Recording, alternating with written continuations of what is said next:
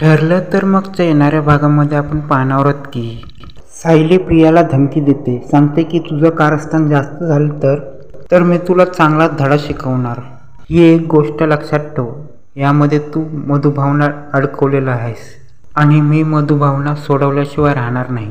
Arjun sir माझे आहेत आणि तू मधुभावना अडकवतेस हे सिद्ध अर्जुन सरच करणार आणि त्या रात्री जे काही सत्य झाले ते मी शोधून काढणारच तर काढणार. तेव्हा प्रिया मनातल्या मनात बोलते, ही जर मला एवढं काय बोलत असेल तर ही आश्रम केसचे पुरावे शोधण्यास प्रयत्न करेल आणि हे माझ्यासाठी घातक ठरेल.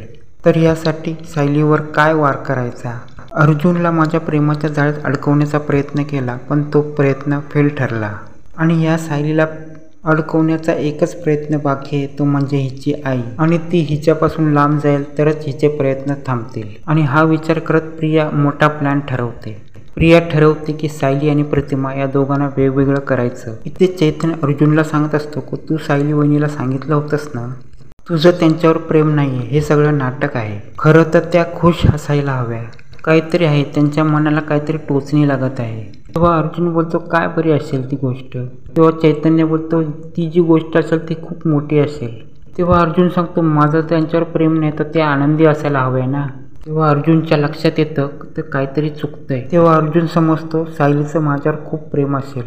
तेव्हा अर्जुन ठरवतो, काही झालं मला सायलीला बोलतं ठरवलंच पाहिजे की तुमचं माझ्यावर खरोखरच प्रेम आहे.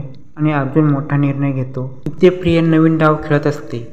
रविराजांना सांगते की इथे आपण आईला घरी घेऊन जायला पाहिजे. तेव्हा रविराज बोलतात, तुझ्या डोक्यात हे नवीन भूत कुठलं आलं. तिथे प्रिया बोलते, आपण आईला घरी घेऊन गेलो तर तिला जुन्या गोष्टी आठवायला लागतील आणि तिला सगळ्या गोष्टी आठवायला लागतील. तुम्हाला काय वाटतं. तेव्हा रविराज बोलतात, मला तुझं पटतंय, पण मी प्रतिमाच्या विरोधात कुठला निर्णय घेणार नाही आणि प्रतिमाला जे वाटेल, प्रतिमाला जे रुचेल तेच मी करणार.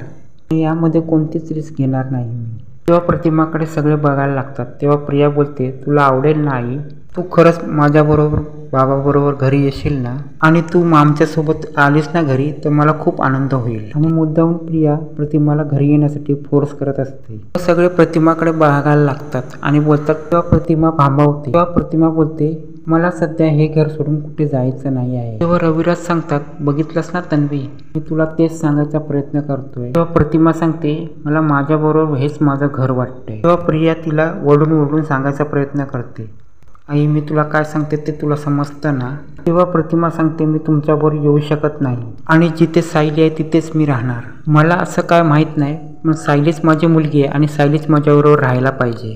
कोणाला पण काय वाटू दे, सायलीवरच माझं प्रेम आहे आणि सायलीच मला माझ्या मुलगीसारखी आहे. तेव्हा सायली सांगते, मला पण प्रतिमा इथे राहाव्याशा वाटतात. तेव्हा रविराज प्रियाला सांगतात, या दोघींमध्ये तू यांचं प्रेम बघायला पाहिजे. आणि इथेच प्रियाचा डाव फसतो. आणि प्रियाचा डाव फसल्यामुळे रविराज सायलीला बोलतात, तू घाबरू नको, जर प्रतिमाला घेऊन जायचा विचार आला तर त्याच्याबरोबर तुला पण सोबत घेऊन जाईल. तेव्हा इथे प्रिया सायलीला विचारते, हे सगळं तू मुद्दामून करतेस ना. सायली सांगते, मुद्दाम मी नाही करत, मुद्दाम तू करतेस.